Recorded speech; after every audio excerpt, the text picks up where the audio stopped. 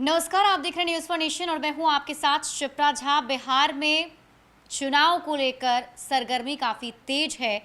दोनों ही जो गठबंधन है, महागठबंधन और एनडीए, दोनों में सब कुछ ठीक ठाक नहीं चल रहा है। लेकिन महागठबंधन का हाल थोड़ा सा और भी ज़्यादा खराब है, क्योंकि महागठबंधन से एक सहयोगी दल अलग भी हो चुके हैं। फिलहाल महागठबंधन की क्या कुछ स्थिति है और आगे महागठबंधन की क्या कुछ रणनीति होगी, इन तमाम मुद्दों पर बातचीत करने के लिए हमारे साथ महागठबंधन के सहयोगी दलों में से एक वीआईपी पार्टी के राष्ट्रीय उपाध्यक्ष सह राष्ट्रीय मुख्य प्रवक्ता राजीव मिश्रा हमारे साथ हैं। सबसे पहले तो बहुत बहुत स्वागत है सर आपका news for nation. Thank you.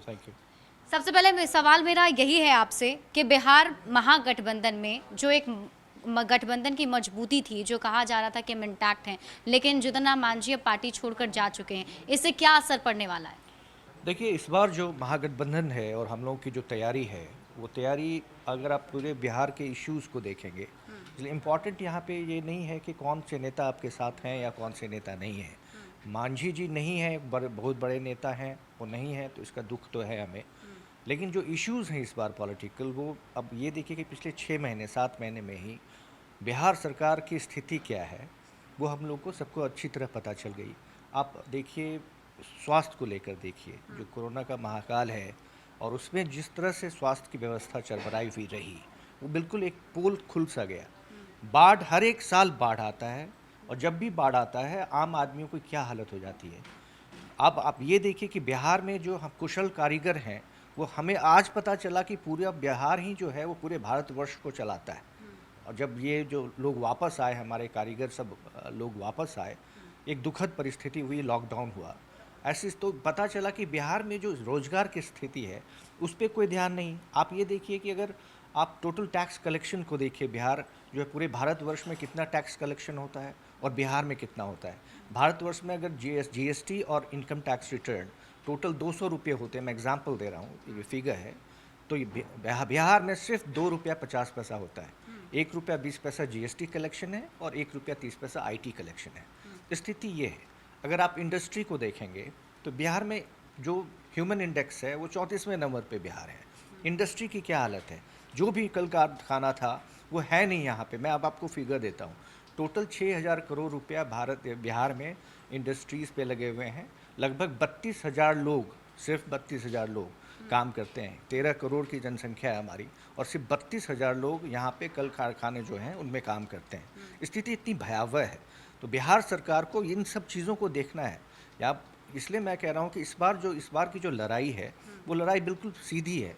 सीधा ये है कि शिक्षा की क्या स्थिति है, स्वास्थ्य की क्या स्थिति है, इंडस्ट्री की क्या स्थिति है, आम लोगों की क्या स्थिति है, वो सीधा सीधी लड़ाई इस पे है। इसलिए इस बार जो लोगों का मत होगा, वोट जो आएगा, वो मुझे लगता है कि महागठबंधन की जीत इस बार सुनिश्चित है, क्योंकि लोग अब परिवर्तन चाहते हैं, पक चुके हैं अभी के सरकार से, और इस स्थिति अच्छी बनेगी महागठबंधन की। बिल्कुल, आप लोग सरकार की नाकामियों को बता रहे हैं और सरकार को बता रहे हैं कि वो फेल है, लेकिन जीतन राम मांझी को सरकार जो है वो अच्छी लगती है और शायद यही वजह है कि वो अभी अलग भी हो गए।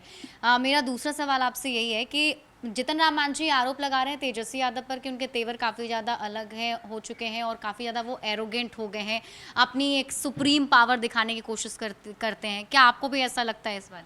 बिल्कुल नहीं, वो हमेशा, उनमें एक बहुत बड़ा बदलाव है। जो लालू जी का जो राज था और अब जो तेजस्वी जी लीडर बने हैं राजद के, उनमें बहुत चेंजेस हैं। वो हमेशा ए टू जेड की राजनीति की बात करते हैं। वो विकास की, जो अभी मैं बात कर रहा था, वो विकास की बात करते हैं, सबको साथ लेकर चलने की बात करते हैं। जहाँ तक हम लोगों के सहयोगी दलों से बात का संबंध है, हमारी हमेशा बात होती रहती है। हम लोग का जो तालमेल है वो बहुत अच्छा है, संबंध बहुत अच्छे हैं। मांझी जी चले गए, ये इसका दुख है हमें, लेकिन बाकी गठबंधन में हर एक चीज़ अच्छी है और कुछ नए पार्टी भी, नए दल भी हमारे साथ जुड़ेंगे। बिल्कुल। अभी सीट बंटवारे को लेकर भी काफ़ी रस्साकसी चल रही है और कांग्रेस की तरफ से तो खुलकर कहा भी जा रहा है कि हमें 60 और 40 का बंटवारा होना चाहिए।